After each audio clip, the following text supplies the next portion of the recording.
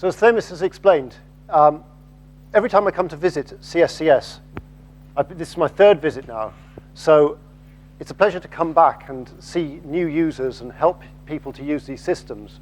But everything just gets bigger. When I came here before, the first time, it was the old site away over the hills. There were donkeys outside, and there were just 2 cabinets of Cray XK6 with Fermi GPUs.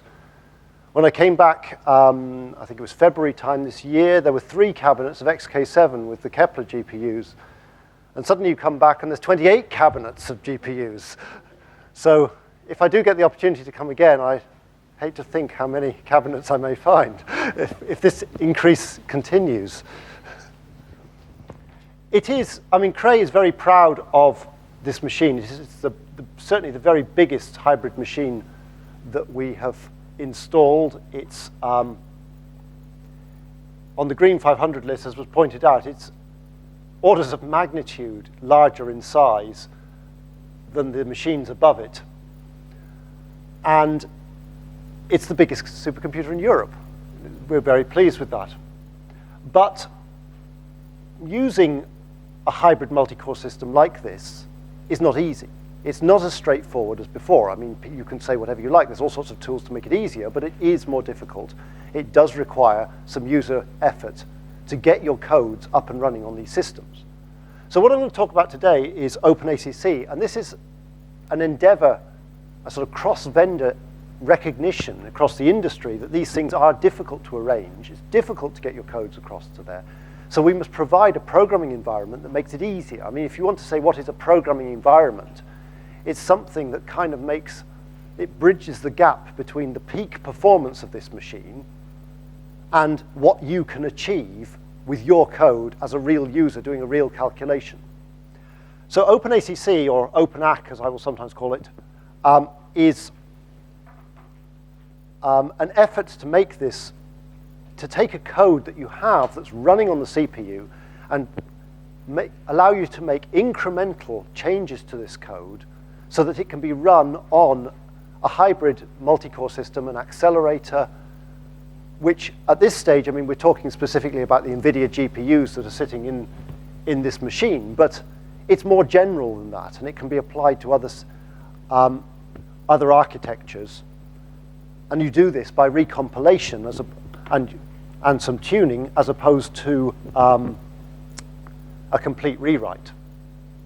So OpenACC was launched at Supercomputing 2011, so that's 2 years ago.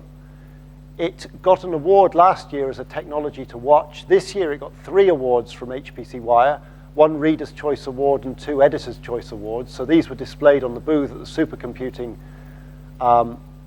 conference, and Cray was there giving a tutorial very similar to this. So they have these tutorials on the Sunday and the Monday, and we had an all-day tutorial on the Sunday to teach people about OpenACC. And of course, you come back fired with enthusiasm. I must change this, I must update this didn't work very well. So I've made a lot of changes, so I apologize if there's places in the slides where something's slightly out of date. I will correct that before I distribute the PDFs, which I think you can put them up on the website, can you? The PDFs for the talks. So please bear with me if there are any mistakes. So one of the things that I decided that I would change was to split the material up a little bit more through the day to make it into, so rather than having 1 or 2 or maybe 3 lectures on OpenACC, I've split it up into 6 sort of parts of the programming model as we go through the day, and they kind of build in complexity. So we also have some, well, hopefully a live demo. This is a bit of an experiment. If not, we will, I have a worked example where I go through taking a simple code and putting in OpenACC and running it and showing how the performance changes as you go through the porting process. It's a very simple code. I mean, it has to be if you're doing it in a demo there. And you'll notice that it's very early on in the day. It's just after the coffee break. And the reason for that is that to port a code, you don't need to know much of OpenACC. OpenACC, I mean, they have what they call a quick reference guide, which doesn't seem so very quick these days. But there's a lot in there. And it gives you a lot of flexibility and a lot of things to do. But a lot of this is more advanced. To actually get a code up and running, you don't need to know very much.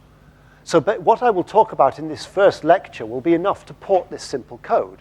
You won't get the optimal performance, you can tune it, but the point is you can port this code to run entirely on the GPU just using that knowledge.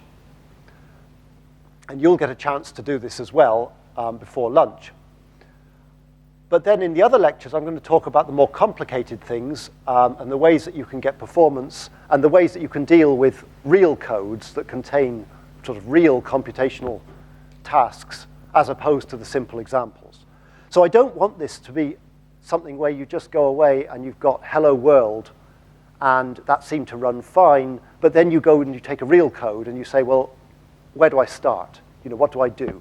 That's not what this course is about. This course is, I'm assuming that most of you here work with real applications, industrial, scientific, engineering, whatever, but they're doing real tasks, and you're going to want to port the entire application, and you're not just interested in a very simple example. So, how many of you here have used GPUs before? Right. I'm not really going to assume you have. If you've used CUDA, some of the language will be familiar. If you've not used CUDA, you don't need to know it in order to do this. Similarly, how many of you have done any OpenMP programming? So a similar proportion, about a half. Again, OpenMP is a similar programming model that you use on the CPU. If you've done OpenMP, there are some similarities with OpenACC. And there are places where I'll sort of say, this is the same as OpenMP, or this is different to OpenMP. But you don't, again, I'm not relying on you knowing OpenMP in order to do this. And similarly, all of the practicals that I'm going to talk about, except the only thing is when I say porting a parallel code here, this is some extra things if you have a code that's got MPI in it. This may be relevant to you, it may not, but that's the only place where I'm really going to be talking about a message passing parallel code. So before we start the main course, so I kind of talked mostly about this. My background before I joined Cray was I worked in lattice QCD, calculations, theoretical physics. So I always think that I come to computers with more of a user view than somebody who's kind of come from compiler science, you know, a computer science compiler development type of point of view.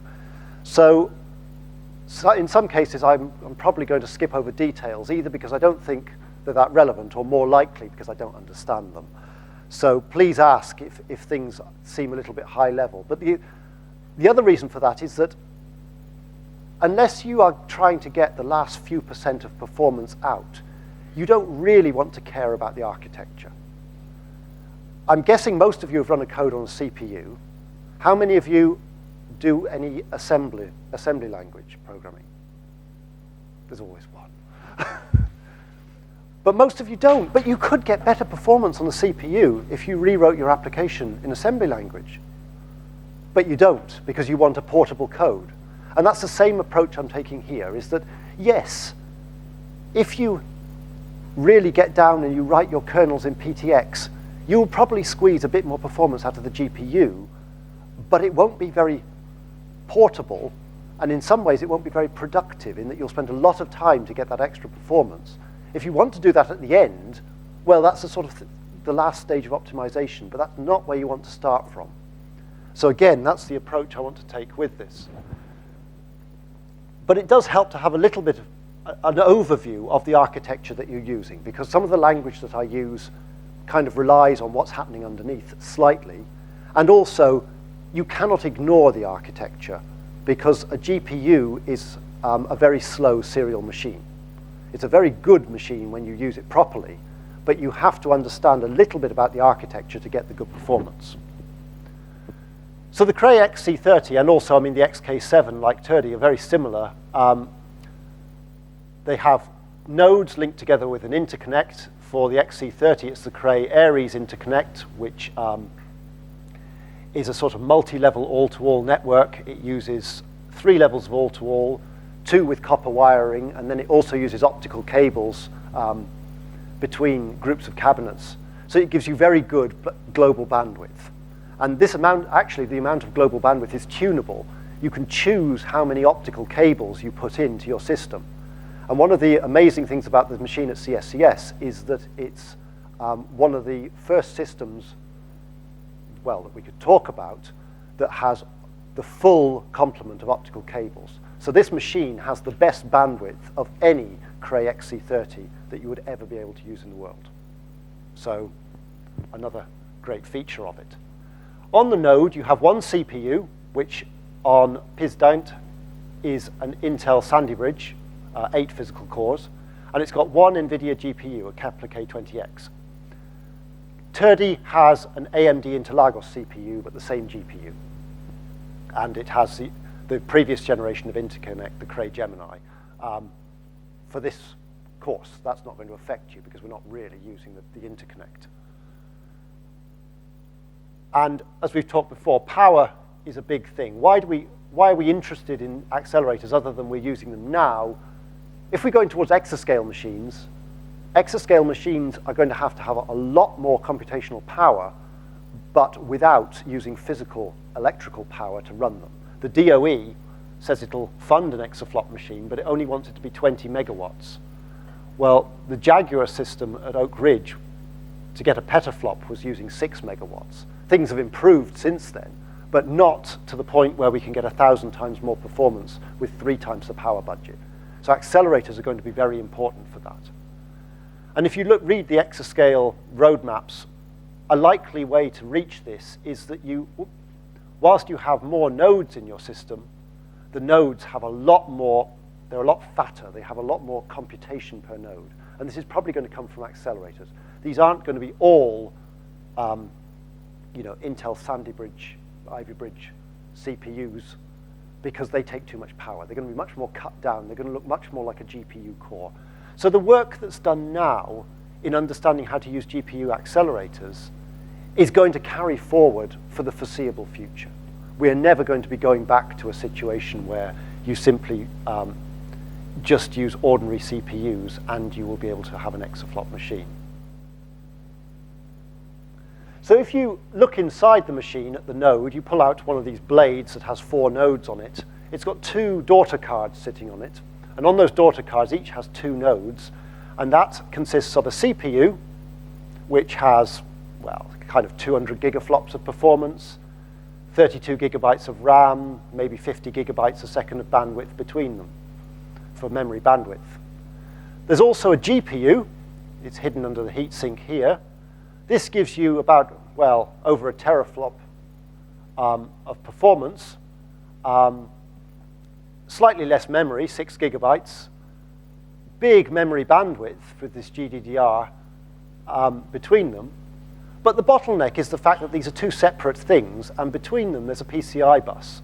And this PCI bus is relatively slow. It's much slower than the memory bandwidth there. And this is everything about GPU programming. You've got 2 memory spaces, 2 physical memory spaces. I know that with different new programming models in CUDA and the like, you're having unified memories models and so on. But they are still physically distinct, and things have to move from one to the other. Data has to move from one to the other. And when it does, it moves along a slow link. Everything about GPU programming, everything about OpenACC is about data locality. It's putting the data where you want it, processing it there, keeping it there, for as long as possible, and only moving the data that you need to move, and, more advanced, when you do need to move it, try and do something else while you're waiting for it. If you look at the sort of ratio of the memory bandwidth here, it's about a factor of 5. If you look at the ratio of the floating point performance here, well, it's maybe a factor of 6, 7, 8. What this means is that if you get a code and it runs really well on the GPU and gets peak performance, you're not going to get 1,000 times faster than your CPU. This is a myth. You will expect to get something like, for a memory bandwidth bound code, a factor of 5 in performance. You can't do better than that. So, and the other problem you have, of course, is that it is harder to get peak performance out of a GPU compared to a CPU. So you should have a realistic expectation about what you're going to achieve by doing a GPU port. It can speed things up. You can get factors of 3, 4, possibly 5, depending on exactly what the code does.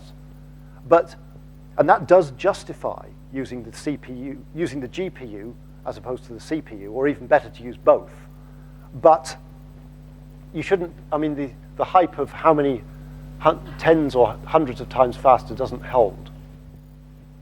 Within the GPU, what does it look like? Well, you've got a lot of floating point cores, but they're split up into groups. And each group is called a streaming multiprocessor. There's 14 of them on the Kepler.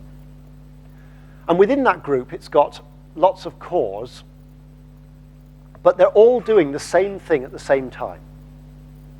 So it's if you kind of go back, it's a vector processor in the sense that it's processing vector instructions. It's saying, everybody do this now. Everybody do this computation. Everybody load from memory now. Everything's done with vector instructions.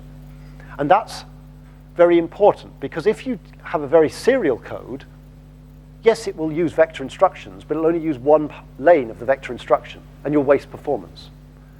So everything is about trying to get your code to vectorize at the lowest level. You then have, when your code is sent out to the GPU, it's split up into blocks of operations. And different blocks of operations will go to different ones of these streaming multiprocessors, these, if you like, vector processors, which operate essentially independently. There's no synchronization between them. So in GPUs, it's very difficult to say everybody reach this point in the kernel. You can say everybody reached this point within one of these blocks, but the different blocks are doing different things at different times. And that's very important when we come to understanding this. So each core has its own registers for holding small amounts of data, part of the calculation. Within a block, they share some what's called shared memory, which is a little bit of, it's like a cache that can be used. And then there's a very large global memory that they can all go to, which is where you store your main data. But going to global memory is relatively slow, and you need to make sure that you access it in an efficient manner. GPUs, whether you're using CUDA, OpenACC, or whatever, it's host-directed. The CPU is in charge. The CPU tells the GPU to do something and then waits for it to do it. The GPU doesn't really do things on its own. This has changed slightly, I know, with the sort of some of the more modern developments, but generally everything is controlled by the CPU. The CPU manages memory on the GPU, it launches the kernels, it does the data transfers and does the synchronization. You have these separate memory spaces, and they are separate. Different things can happen in them. You have to explicitly be in control of all the synchronization of the memory. Now by this, if you were writing CUDA, it is explicitly you that's doing that. If you're doing OpenACC, it's partly you that's controlling synchronization, and partly the compiler is helping you.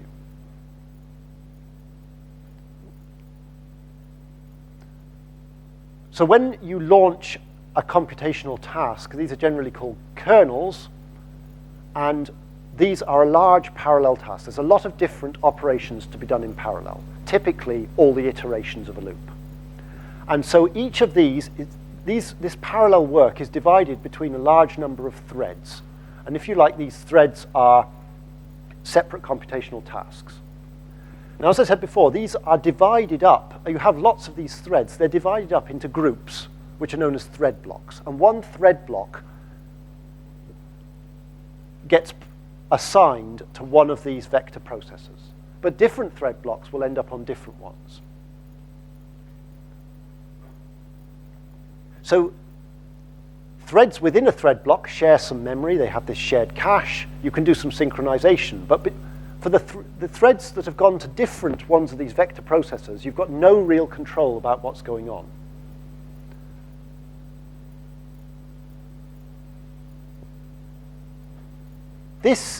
When you do CUDA programming, you have this concept of threads and thread blocks. What it doesn't have in the CUDA program model is this concept of warps.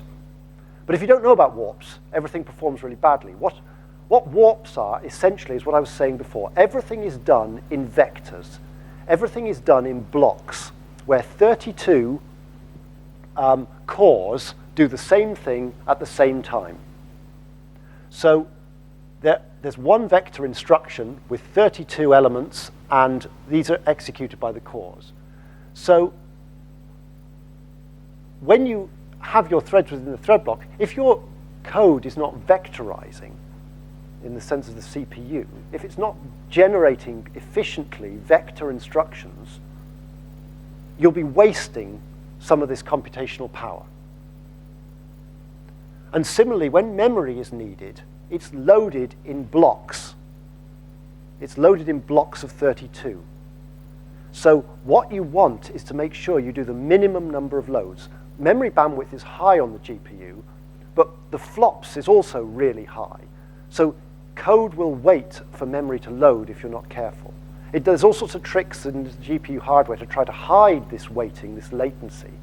But you need to load data in an efficient manner. And what that means is that if you've got 32 threads that are all doing the same thing at the same time, when they come to require data, you want to make sure that you give it to them as quickly as possible. Give it to them in one vector load. So in one vector load, you give them 32 pieces of information, one for each of them, so they've all got their information in one vector instruction. And this is called coalescing in CUDA. And what that needs to do is you need to make sure that you access memory in the correct order. If you stride through memory, you'll need many more vector loads, and your code will go much slower. So trying to get this vectorization, we'll see all sorts of examples of this as we go through the day. So really, your compiler is taking your code and writing it in vector instructions, like AVX for the CPU. That's what an OpenACC compiler is doing for you. It's what a CUDA compiler is doing for you. But you need to make sure that it's doing this in an efficient manner. Now, one of the great things about the Cray compiler, of course I always say this, but one of the great things about the Cray compiler is it's very old, or at least it has a great history to it. The Cray compiler has evolved from the days where the early Cray machines were vector machines, and Cray made really good vector machines. So we knew how to write compilers that could generate vectorized code in an efficient manner. And that vectorization part of the optimizer never went away. It just, for a long time on the CPU, for SSE, it really wasn't exercising its full capabilities. It's been very useful when we've come to OpenACC, and now on the CPU with AVX and extended AVX and so on, it's also being very useful. But all of this know-how to do with vectorization in the Cray compiler is there. So what does all of this mean? Your code needs to have a lot of parallel tasks to keep the GPU busy. That probably means it should be loop-based, and the loops should have large trip counts.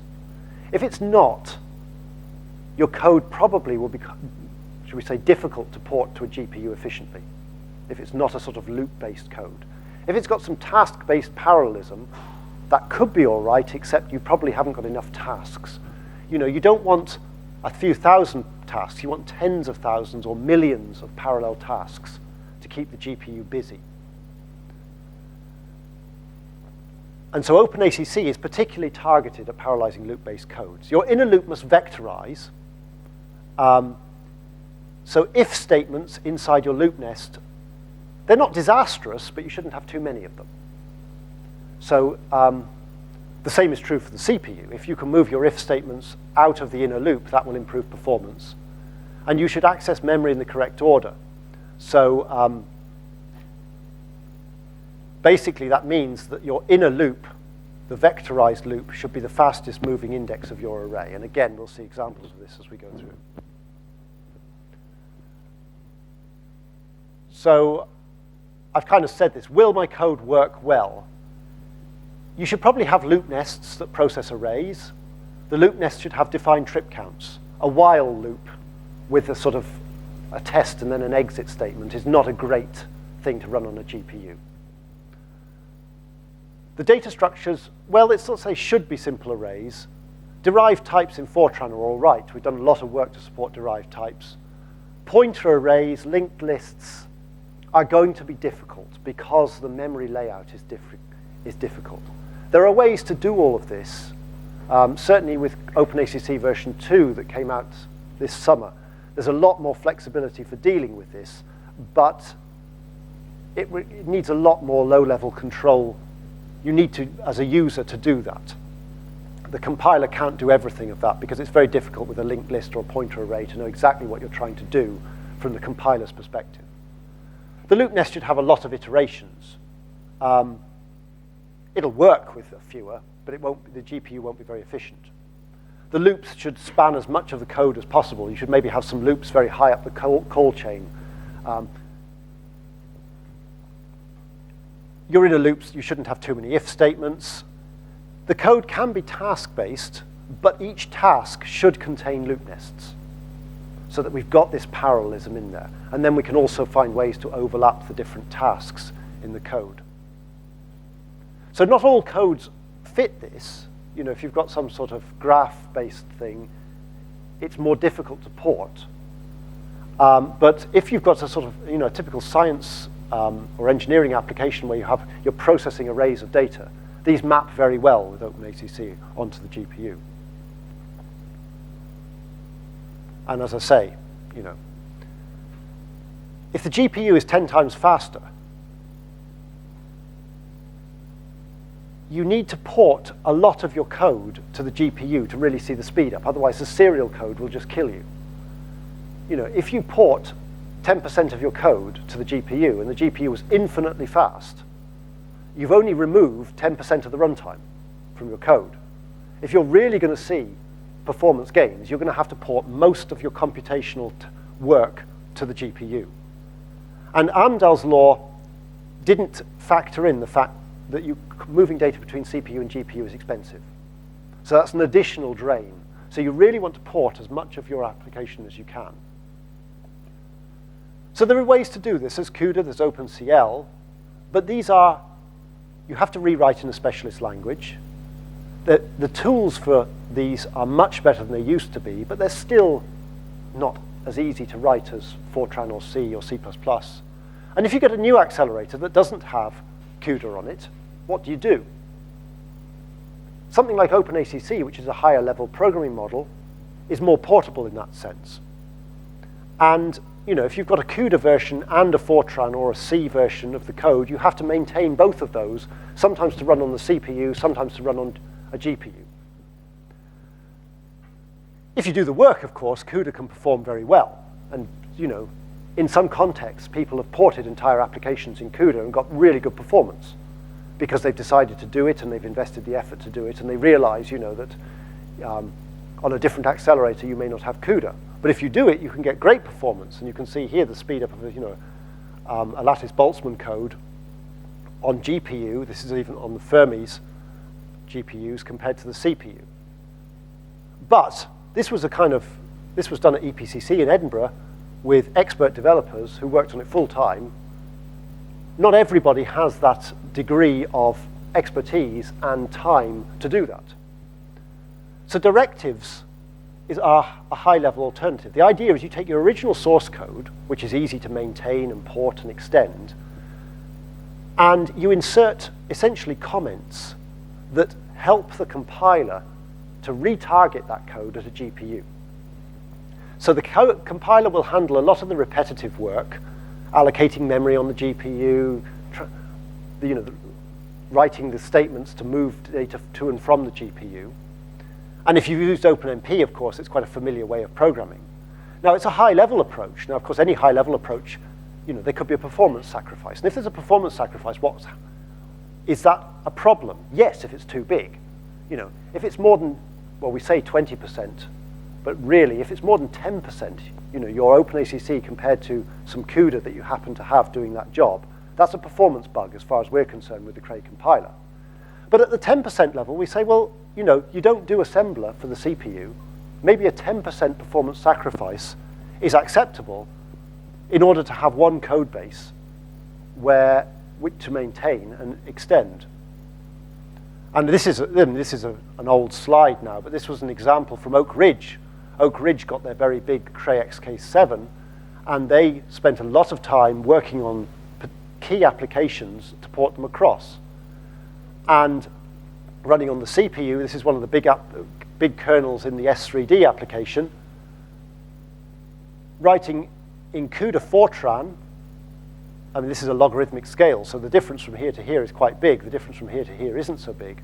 But the point here was that actually the OpenACC matched the performance of the CUDA Fortran, but it wasn't CUDA. It was the original code. It was the same code as for the OpenMP, but with a different set of directives, and conditionally compile one or the other. Now, I mean, the question people always ask is, yes, but if I do this, what happens in 2 years' time? Do I have to throw it all away? You know, has OpenACC got a future? Well, there's lots of machines now to run it on. There's Cray XC30s, Cray XK7s, and it's multi-vendor. PGI and CAPS already target Intel Xeon Phi and AMD GPUs using OpenACC. And of course, you've still got the same code to run on the CPU, so you're only maintaining one code base. So there's plenty of places to run it now. What will happen in the future? Well, Cray, PGI, and CAPS are all committed to support OpenACC in the future, and GCC is now getting mods going into the code base for OpenACC support. If Cray turned around to CSCS and to Oak Ridge and said, you know what, OpenACC, yeah, it was a good idea, but now we've got this really great thing, and it's completely different. You should use this instead. You know, the big customers would not be happy. We're not going to do that because they're the big customers. They pay our bills. There's a huge customer pressure to continue to run OpenACC and to continue to develop it. The OpenACC committee, which started with 4 partners, is now up to 18. Version 2 was finalized this year. They're now working on the next version. There's a huge growing interest, not just from the sort of compiler and machine vendors, but also from partners doing applications and tools who are all committed to taking OpenACC forward. So OpenACC itself will continue, but what will something else come along that's better? Could the compiler do everything for you? Yes, please. We've been promised a compiler that would do everything for us for as many years as there have been computers, but they've never quite managed it, which is good for us because, you know, otherwise we're out of a job. The user is very important. We've never managed it before for the CPU, and data locality is a bigger challenge again. Compilers will help a lot, tools will help a lot, but they will not replace the developer input. OpenMP accelerator directives, these came in with OpenMP 4.0. And these are essentially doing a similar task to OpenACC. It's a directive-based way of targeting the GPU. And in some ways it's attractive because OpenMP is a sort of defined standard, it's an established standard. If a compiler wants to say it's OpenMP compliant, it will have to support the OpenMP accelerator directives. Doesn't mean it supports them efficiently. You know, the Intel compiler supports coarrays, but it's not as efficient at doing coarrays as other compilers. OpenMP4 is very new. There are no compilers yet that support it. The 8.3 Cray compiler, which is due kind of first half of next year, should have the accelerator directives part of OpenMP4 supported. Not necessarily performance tuned, but supported. But that will be the first compiler, and you know, others have it on their roadmaps, but they're not there. So using OpenMP directives now is not a good idea. The other thing I would say is that OpenMP4 is the first part of OpenMP to look at accelerators, and there are, as I'll talk about later, there are various important bits of functionality that are in OpenACC that are not in OpenMP, which are very important for getting performance from, say, an Nvidia Kepler GPU. So if you were to say, I will use OpenMP accelerator directives, you will have to wait before you can use them, and there will be things that you will not be able to do in the program model as it is. That's not to say it won't come in a future version. You know, the first version of anything is the first version, and you build upon that. And OpenMP has taken care to write their programming model in a way which is sort of future-proofed. that it will, it will scale to future accelerators and a wide variety of different accelerators. The work you might do with OpenACC is not wasted. OpenACC, when in doing a port to a GPU, there's coding and there's thinking, and the thinking takes far more time than the coding. OpenACC speeds up the coding for you, but it doesn't speed up the thinking, because that's what you have to do. It just gives you more time to do it. The thinking that you do, the understanding your application, you're understanding the data locality, understanding the data flow, optimizing the data flow, all of that work will carry over. So it's not wasted. You'll just rewrite it in a different syntax of directives if you decide further down the road that you want to do OpenMP, accelerator directives. Cray is very active in this. Cray co-chairs the OpenMP accelerator subcommittee, so we've been very interested in this from the start. And the work in OpenMP predates the work in OpenACC, in fact. So what I'm going to do is I'm going to lead you through using this, and it's going to be, the way I'm going to do it is to kind of do it bit by bit, incremental approach. Rather than sort of telling you everything, this is the programming model, I'm going to introduce bits of the programming model as we go along. Some bits I may not really mention at all, and that's probably just because I don't use it very much. I've not found it useful, or more likely because I don't understand it, but I'll gloss over that. So I'm assuming you know a little bit about a GPU, but you don't need to know too much about it. And as I say, if you know a little bit about OpenMP, that will help. So are there any questions on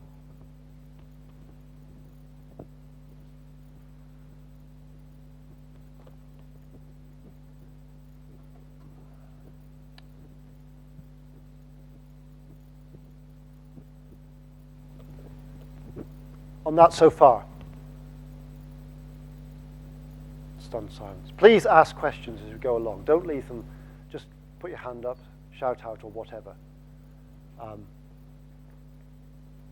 So in this talk, we're going to do a little bit about basic directives. So I've said a lot of this already. It's supposed to, it's a portable standard.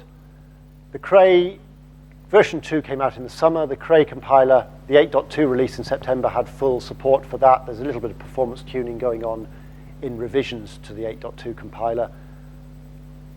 GCC support started in late 2013. They had some demonstrations at supercomputing.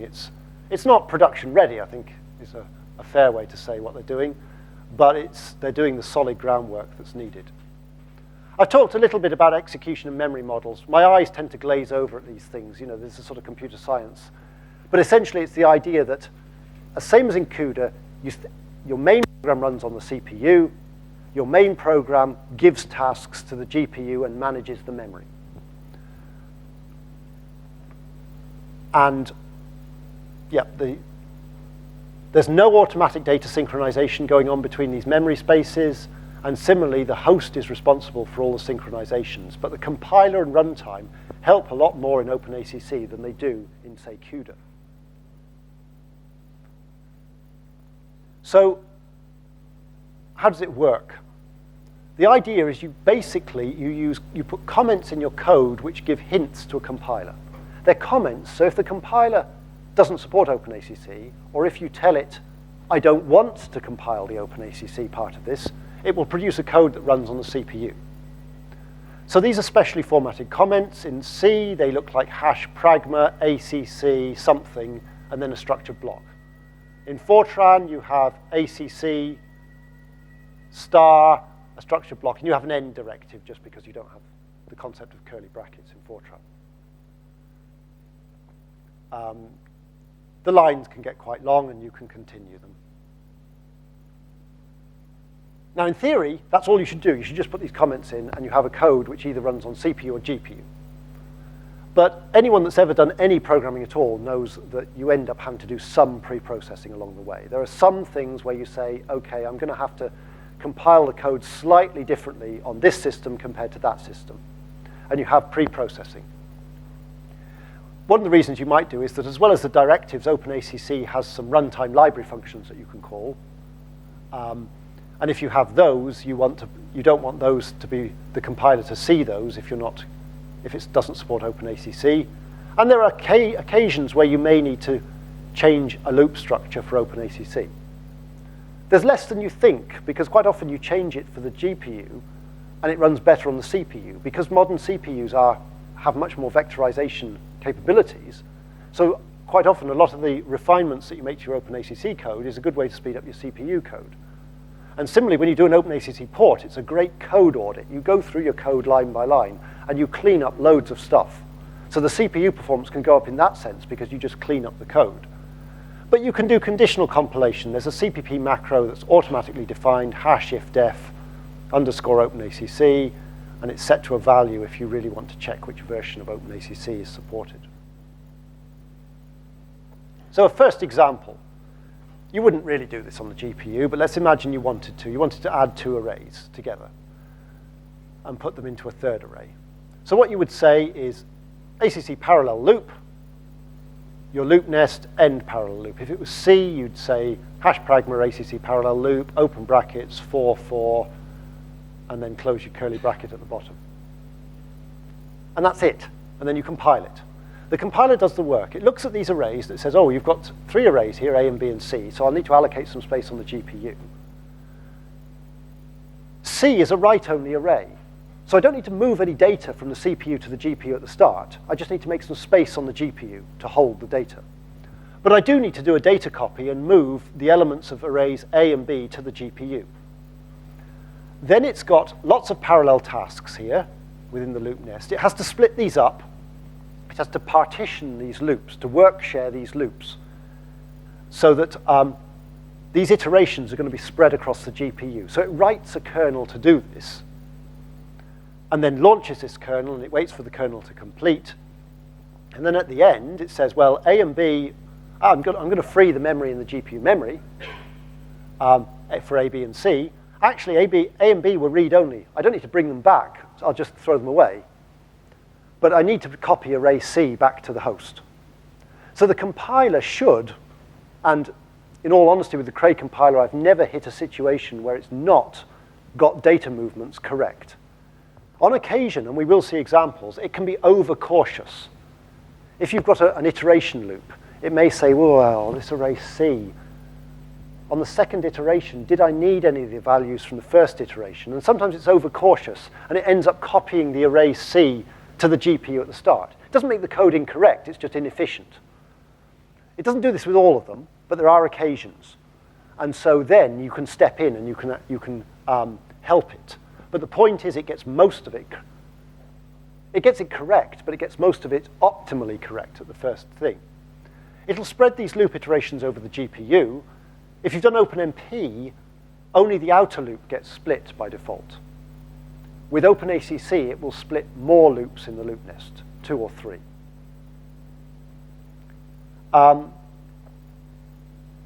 And it will split these across the GPU, and it will choose a way of doing this. It will choose a loop schedule. This may not be the perfect one. You can tune it yourself if you want to. But it's usually not bad. So this loop nest that's going to execute on the GPU, we call a kernel, similar language to CUDA. The loop iterations are divided up and executed in parallel. So you need a loop nest where the loop iterations can be done in parallel. There are 2 directives that we can use to create a kernel. One is called parallel loop, and one is called kernel's loop. Both generate and accelerate a kernel from a loop nest. You could use either. There are slight differences between them, and I'll come to what those differences are. We're going to use parallel loop for, well, I'll mention that later, why. So what about a whole program? Here's a very complicated program where we're going to populate the elements of an array, and then we're going to double the values of each element. So what do? Well, we say parallel loop, and that's it, and compile it. So the compiler will create 2 kernels here. The first kernel will initialize the array, and it will determine that this A is a write-only array, so it will only copy it at the end back to the CPU. The second one is a read-write operation, so it will copy array A to the GPU, it will double the values, and then it will copy the array back to the CPU. I've broken the parallel region here because I need a barrier. I need to make sure that this has finished before I do this operation. Because in principle, the way it divides up these loop iterations could be different for the two kernels. So I must make sure it's finished the first task before the second. There's no way to put a barrier inside a parallel region for the GPU because of the way the GPU works. The way you make a barrier is you end the parallel loop and then you start a new one. If you're doing OpenMP, you would say, I don't like the sound of that, that's going to be expensive. But that's another difference with OpenMP. In OpenMP,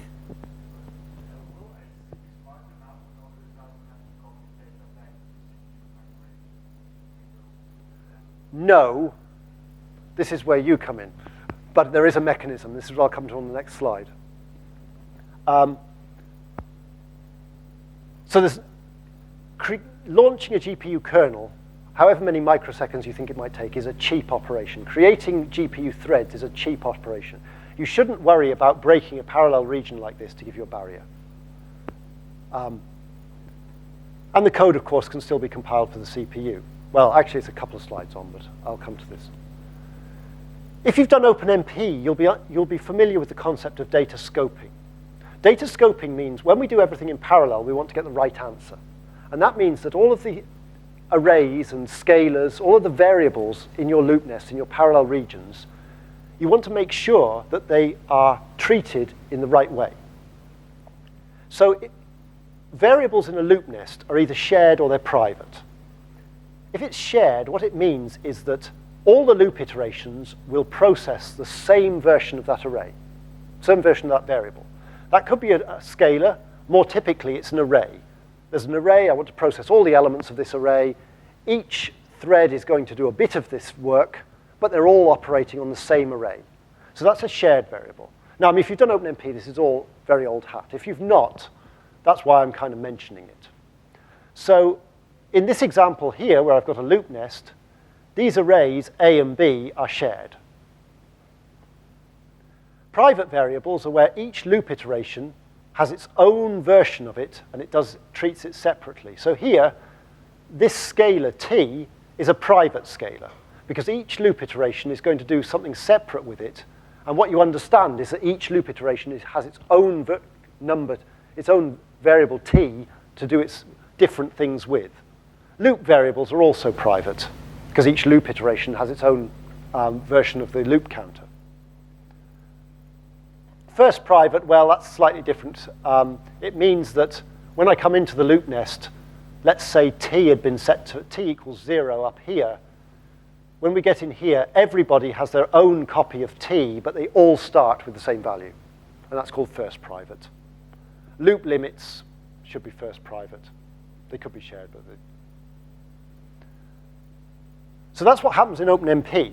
You've got this concept of shared and private. And there are clauses that say exactly that. Loop index variables private by default, but scalars are shared by default in OpenMP. So this is beware if you've used OpenMP. In OpenACC, private and variables are the same. The difference is that scalar variables are private by default in OpenACC. Shared variables are more complicated. And the reason they're more complicated is because as well as it being shared across all the threads of the GPU, you also have to say, and how is the data going to move? Is this data, do you copy it from the CPU and then share this array at the start of the kernel? Do you copy it back at the end as well?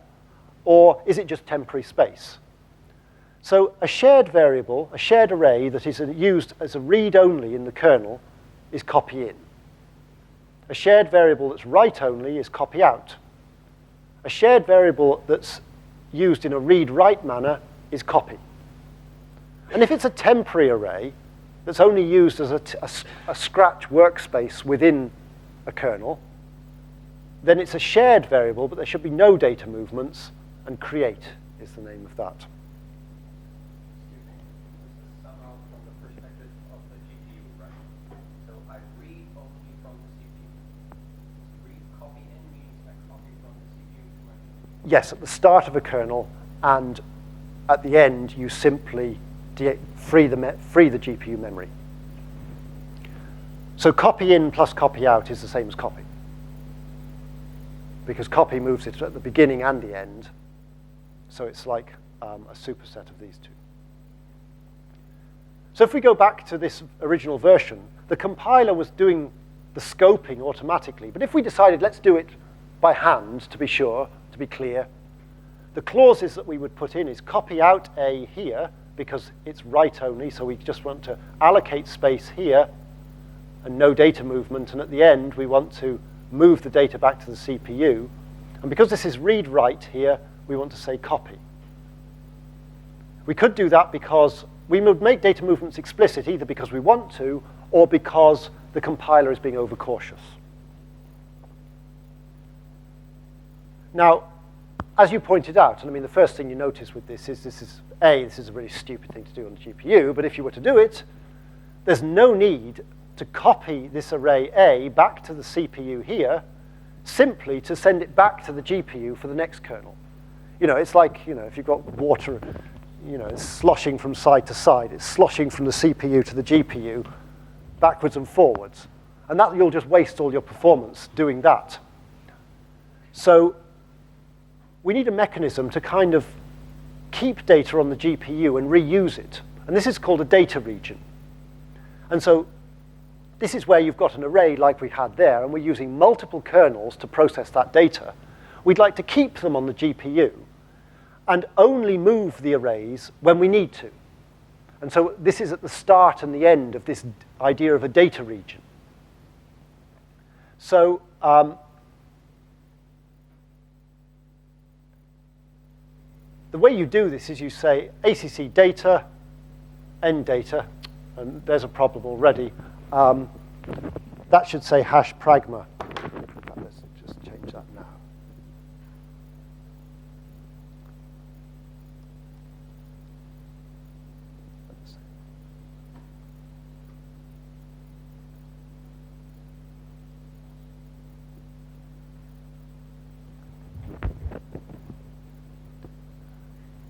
And if you have a data region, the arrays or scalars that you specify will only move at the start or end of the data region and not on the kernels in between. So in our example here, what we would say is that create a data region that starts here and ends here, and it's spanning two kernels. From the point of view of this wider data region, array A is only used, it's initialized on the GPU, and then it's processed on the GPU, and at the end, we need to bring the values back. It's used in a write-only mode on the GPU, so we declare it to be copy out. So it's a shared array that's only copied back at the end. At the beginning, all we do is allocate space on the GPU. So the clauses that we use here, the shared clauses, are the same as before. There's no automatic, on the kernels, the parallel loop, if you didn't say, the compiler would work it out for you. On the data regions, you have to do everything by hand. You have to specify exactly which arrays will move and how they will move. Any array that you don't mention here, well, it does it automatically on the kernels as before, but if you have mentioned it, it doesn't do that in these kernels. It only does what you said it should do. The data region here is going around two GPU kernels, two parallel loop regions. The data region is a sort of, it can contain host code as well. So you could have some serial code in there that was doing something else. But what you need to remember is that serial code is running on the CPU. Within this data region, there are two copies of array A, one on the CPU, one on the GPU, and they are completely unsynchronized. Now, you say, well, you know, if I'm only working on the GPU, I'm wasting CPU memory, and that's true. And there are ways to avoid that, but they're more complicated. But on the other hand, the CPU has 32 gigabytes of memory, and you're typically running one process per node to use the GPU. And the GPU has 6 gigabytes. So there's much more memory on the CPU. So with at least the current generation, we don't need to worry that there's a copy of A sitting on the CPU that we're not using. If you want to really want to make your head hurt, You could use the copy of the array on the CPU for something different. But it'll work, but I wouldn't recommend it.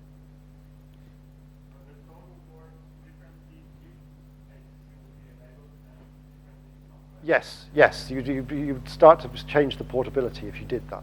So you want to be very careful if you think that's a good idea. My recommendation would be not to do that. Have serial code inside your data regions, but don't use it on the copies of these arrays. Now, there's no automatic synchronization within this data region. The only synchronization occurs at the start and at the end. If you do need synchronization in the middle, there is a way to do it, and we'll talk about that a bit later. So that's, this is a very simple example. It's not a real code. But, let's do it to death. Let's just do everything from it. Let's make it look a little bit more like a real code. In a real code, you have a main program, but you have subroutines, and you call a subroutine. So here, I'm going to double the values of an array by calling a subroutine. So this is a call on the host. This is host code inside the data region. The data region looks the same. Inside here, I'm going to double the values of the array, but the way I'm going to do it is by calling a function.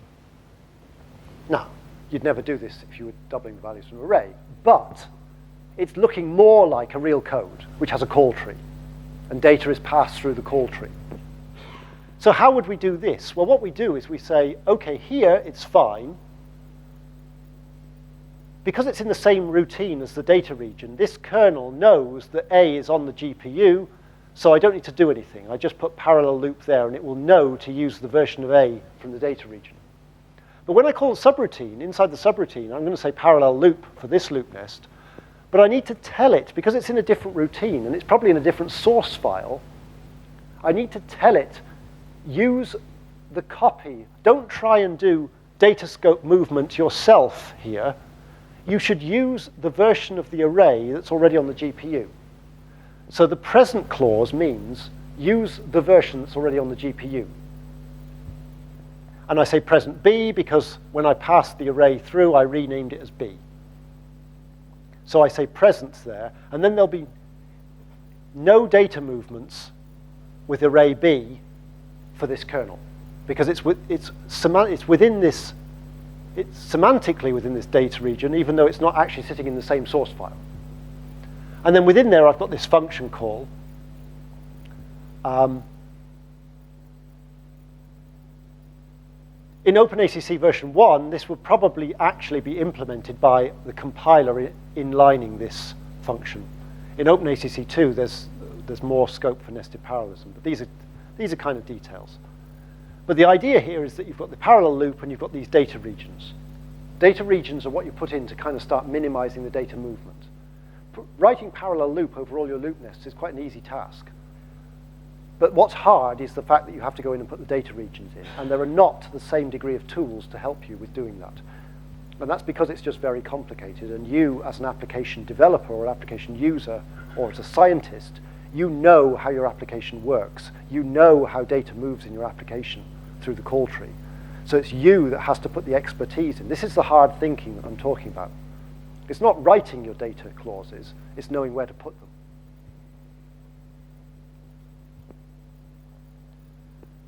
If you've done OpenMP, you'll have heard of reduction variables. It's where you want to combine values across loop iterations because you're summing the values of an array. So you want to combine all the values of the array into one value. Or you want to take the maximum of an array or the minimum or do some sort of logical operation where you're reducing all of the values of your array down to one number. And you need to tell the compiler to do this properly. And to do this, you have to tell it that this, so in this example here, T is summing up some values from an array, and U is taking the maximum of some values from an array. So if I want to put this onto the GPU and parallelize it, I need to make sure that it treats T not just as a private scalar, but also as a reduction variable. So what I need to do is I need to say ACC Parallel Loop, but I also need to say reduction, and it's a sum, and the variable it's being reduced into is T. And so I would have to put this clause, this extra bit, onto my parallel loop directive that would sit up there. And I would also need to say, put a reduction clause for U.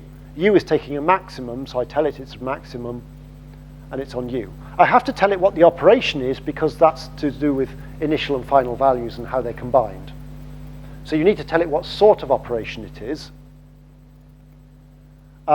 OpenACC only allows reductions to be done on scalars, not of array elements. So if you're summing up one big array and putting it into values of a smaller array, you won't be able to do that straight away with OpenACC because the compiler finds it very difficult not to just completely fill the GPU memory with private copies of arrays.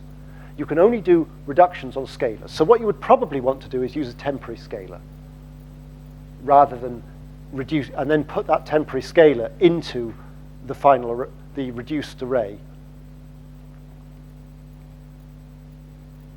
So what have we seen today so far? You get compute regions, loop nests, and you use the parallel loop or the kernel's loop directives to create them. Minimizing data movements is really important, and the data directive does that for you.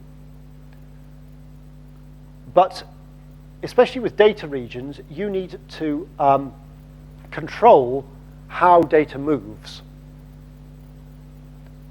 And so you use these data clauses for that. In OpenACC 2, there's a default none. If you really want the compiler to do nothing, and you do everything by hand explicitly, because that's the way you like to work, you can say default none, and then you go in and you have to specify everything.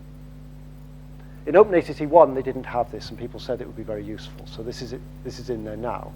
So it's up to you. You can either use this and do everything by hand, or you can use the automatic scoping and then check it and correct what you need to check. It's up to you. But there's no automatic scoping in data regions. You have to do it. The shared clauses, copy in, copy out, and create. And the private clauses. And then there's this present clause, which is where you say the data's already on the GPU, you should reuse that copy. And when you do real applications, you use the present clause far more than you use these. You tend to use these right at the start of the code. You have a big data region that essentially starts in your main program and covers the whole call tree. And then within the call tree, you're using the present clause all the time. And that's how a typical science engineering application gets ported. So we've gone a little bit over here, but these are the basics, so we should go slowly. You now need to know everything. You now know you need, easy for me to say. You now know everything you need to do to accelerate a simple code.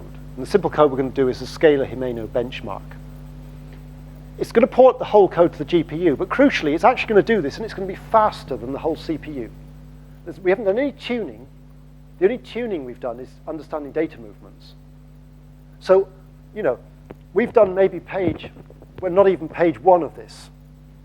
We've done a tiny amount of this book, but in doing so, we've got to the point where we can actually get a code that's running faster on the GPU than the CPU. I think we end up putting in 7 directives in a 200-line code. All of the rest, the tuning, is important, and it does come in, but the point I kind of want to get across here is that you don't need all of that to get going. And you can do you don't just do toy examples but get no performance by doing it this way. So are there any more questions on these basic ideas? Yes? When I'm in a data region, do I need to specify everything? Or can I just specify one area? He's using the default scoping for the other ones. Yes, exactly. You can specify typically for big, if you've got a code with big arrays, you would probably in the end be specifying all of the big arrays. But you can do it one at a time. And ones that are not specified will be automatically moved. And obviously that will hit performance. But when you're porting your code, you want to do it step by step, and you want to keep checking for correctness, not worrying about performance as you go. So it can be very useful to do it one at a time. So you say, I will have no data region and everything's moved automatically. And then I put a data region in, but only one array. I'll get that array and I'll understand and make sure that it's being used correctly. And then I'll do another and another, and the performance will increase as you move more of them to be explicit in the data region.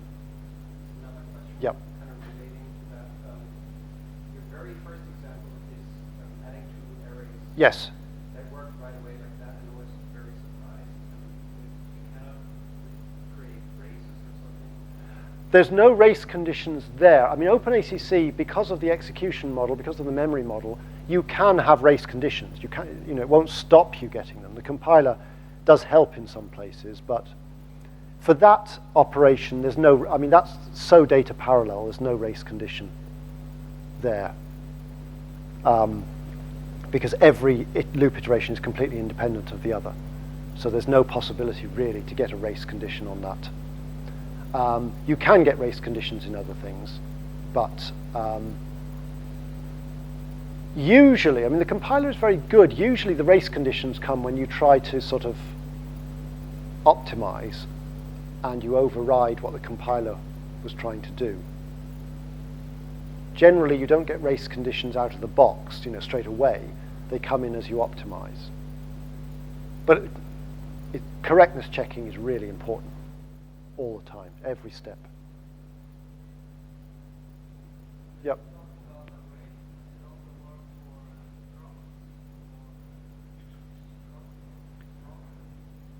Yes, the support for structs and objects like that was in OpenACC 1 was not very good. So a lot of the work that's been done in OpenACC 2 is to improve the support for things like structs. If they're just basic structs, that's fine. If they're structs that contain pointers and things like that, that's really a problem, because it's when you say move this data to the GPU, it's a deep copying problem to know exactly what the real numbers are, as opposed to, and then it has to reconstruct all of the pointers on the GPU. You can do this, but you may have to do it by hand at the moment. Yes?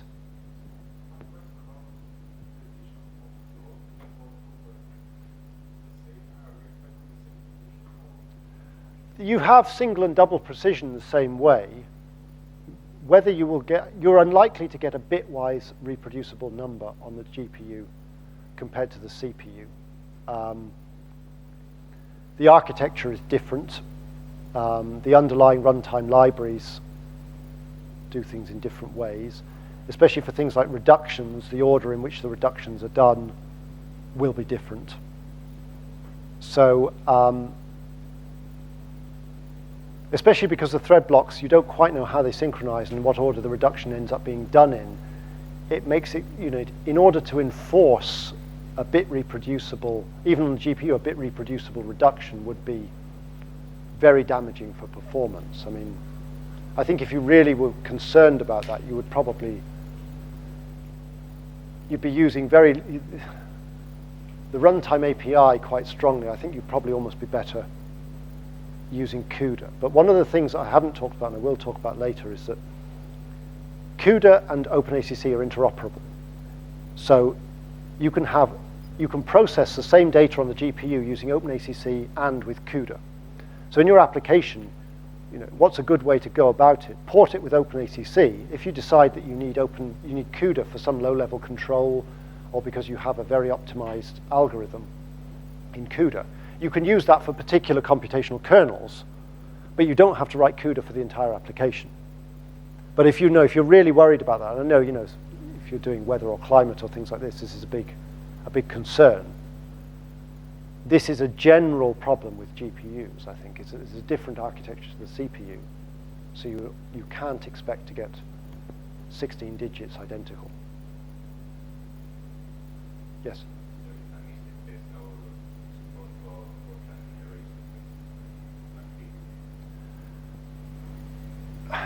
In some cases, it will work, but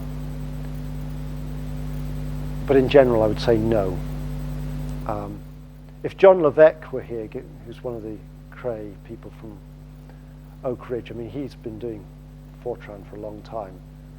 He hates array syntax. He hates it on the CPU. He says it's disastrous. It's disastrous for cache usage. You should never, ever do it. But it's kind of neat. But I think for OpenACC, you are better expanding the loops, partly because it supports it, but also when if you do come to performance tuning, you generally want the loops exposed. I mean, with the Cray compiler, it's kind of supporting array syntax for OpenACC. Of course, it could be done. But actually, it's much more difficult than you would think, and it's because, this is where knowing the compiler developers helps. Where everything is done in the optimizer, it doesn't just expand everything into loops as the first step and then follow everything else. The loop expansion comes much lower down, and the OpenACC and all the directive processing has gone on higher up. So it is actually far more problematic than you would think. Sometimes it works, but I wouldn't recommend it. Yep.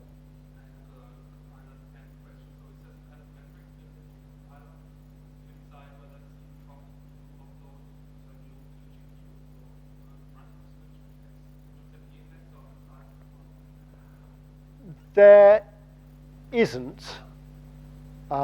There are facilities that I will talk about where you can make a runtime decision on these sorts of things. The reason that this tends to not be, it's the kind of thing you think is useful, but then when you start working with applications, you realize that because data locality, because data movement is so expensive, you kind of want your data to be staying on the GPU as long as possible. And then you want to process it on the GPU, even if this kernel takes no time or is inefficient, compared to moving the data back to the CPU and then back to the GPU again. It's better to just keep everything on the GPU. So there are facilities to do that, and if you have something where you have the data living mainly on the CPU and then you offload some things. I mean, if you use the Cray, there's a scientific library that provides degems and so on, and there's an accelerated version of that. And if you're running a code on the CPU, it will look at this degem operation and it will make a decision, and it can pattern match it in a way and say, actually, it's cheaper to move that to the GPU, do the degem there and bring it back because the problem size is large enough. And you can do all of those within your code, but there's no automatic mechanism for that.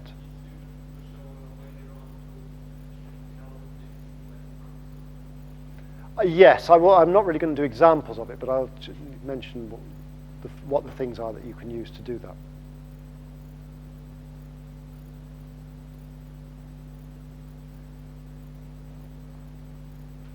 Yes? A short question. At one point you said linked lists are not so well supported, links to arrays or links, pointers as arrays, or I'm not sure. Can I use as simple as that array like a dynamic allocated? Yes, you can do that. In the practical example, if you look in, we're not the practicals, which we are slightly behind on, but these are good questions, so I'm not worried about that. There's 4 practicals in there. There's practical 0, practical 1, practical 2, and practical 3. Practical 1 we're not really going to talk about, but what it is there for, it gives you examples of doubling the array, but it does it in Fortran or C, and it does it with either dynamic memory allocation or static memory allocation, and shows you what you do. So you can deal with all of that. That's fine. Dynamic. It's just if you have very complicated data structures, graph data structures, these sorts of things, you may end up having to use the runtime API to reconstruct all these pointer nests on the GPU yourself.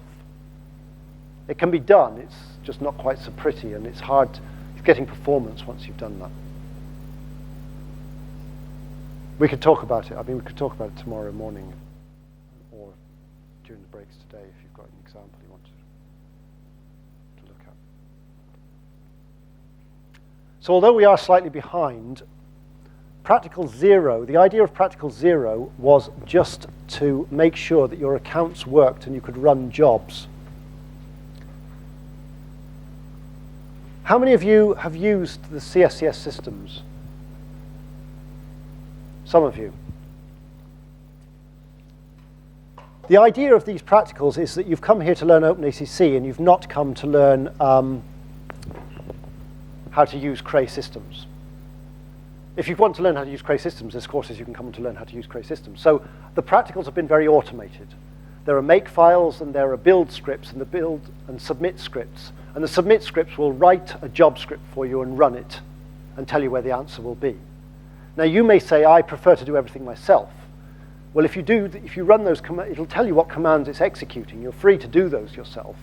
But I've tried to automate it a bit more to make it easier to get through the practicals in the time that we have and insulate you a little bit from the details of the system that you may not want to learn right now.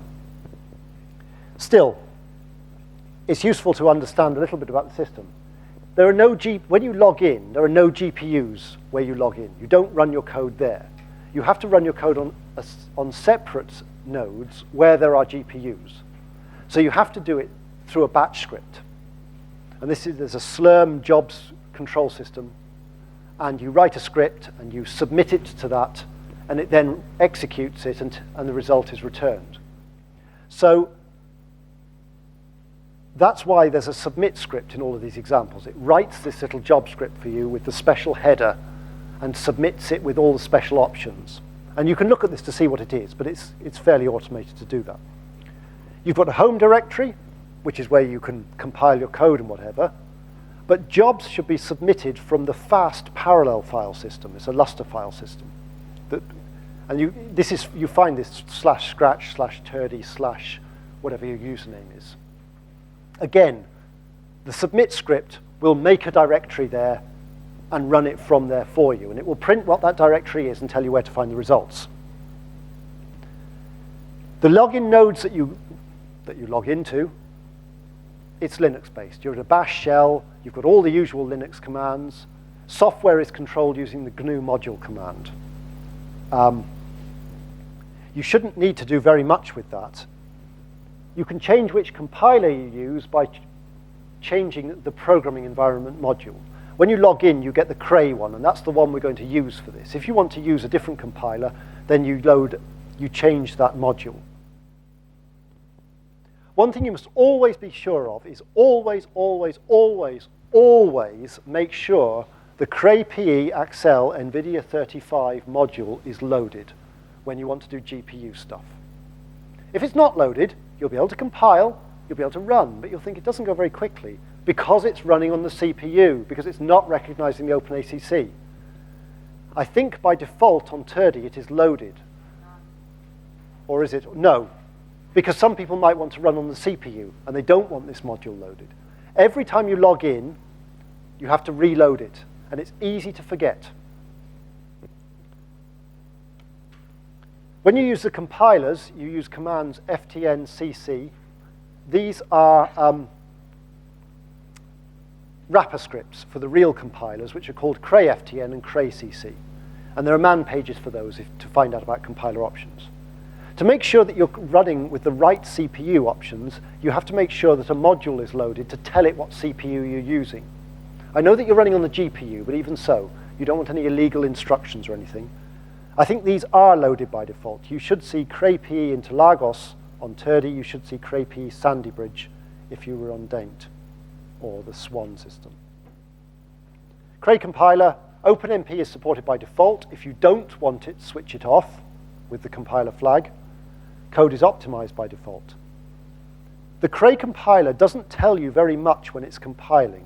If you want to find out how it compiled the code, you should switch on messages, the compiler listing file.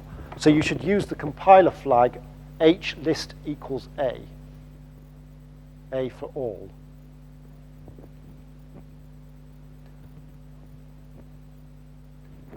When you submit a job, you have this job script, and within there you'll see a command ap run. That's like MPI run if you've used a cluster.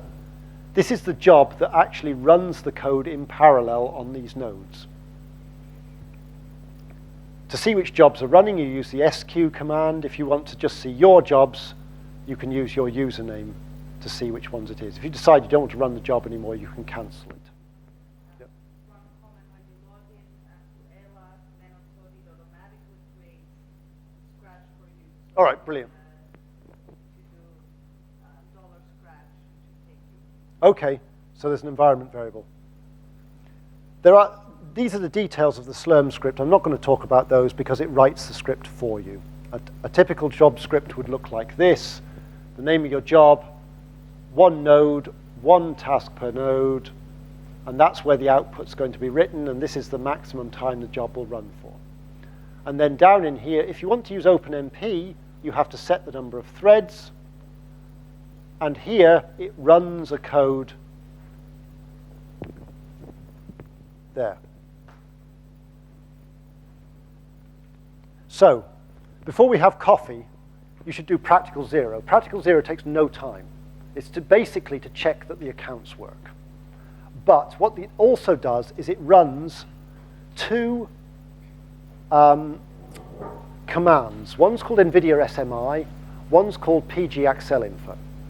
These are useful commands to kind of just have in your back pocket because they give you information about the GPU. They tell you what GPU you have, whether there is a GPU. If you think the GPU is faulty on the node, you can test it with these. It'll tell you about what bandwidth you can get for data transfers, how many SMs there are, basic information about it. It's a good thing to have if you just get on a system and you want to just know something about the GPU, what driver version is it using, this sort of thing. All of this information you can get by running these commands, so practical zero, you'll just run those commands and get the output. So there should be a tar file in my home directory. Can anybody see it? Have I got the permissions right? Are the permissions wrong? No, they're right.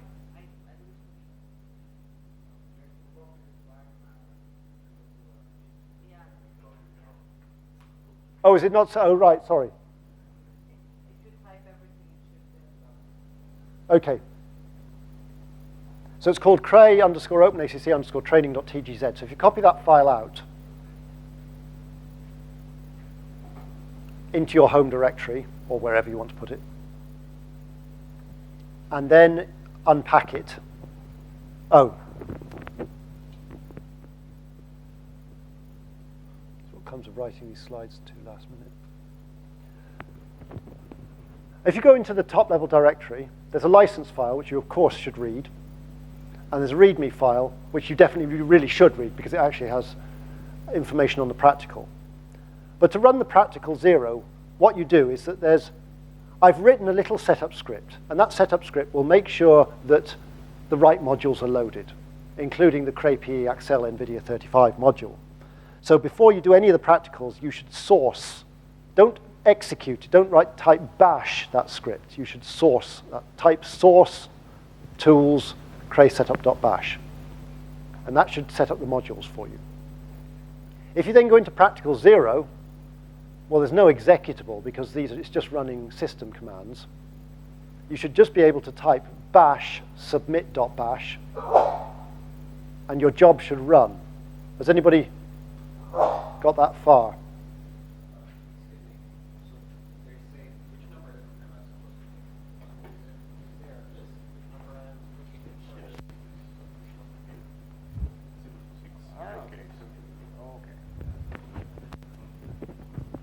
Sorry, that's the first question. Has everyone managed to log in?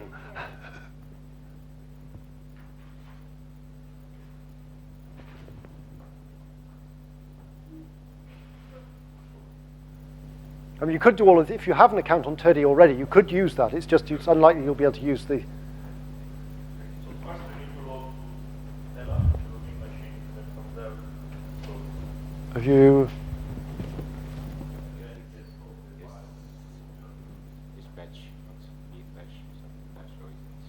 No, it's bash submit. That's a bash script that will do the sbatch for you. It'll write the script. The reason I did this is because if you actually look in the tools directory, there are header files for Slurm, for PBS, for Moab Talk, and that's because we have so many different systems. No, I just got tired. Every time I went to a different site, I'd have to rewrite these and get it wrong.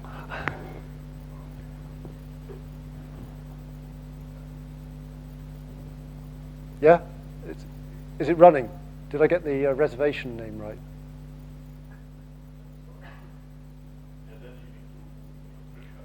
Yeah, when you run that script, it will say running in /scratch /turdy, whatever. Invalid account. Ah, right. I mean, Have I got, if you look at the resubmit.bash script, does that give you the right? Yeah, If you do can't if you do resubmit, it will dump the file. You need to do a list. I don't know. The first time for me was empty. But it's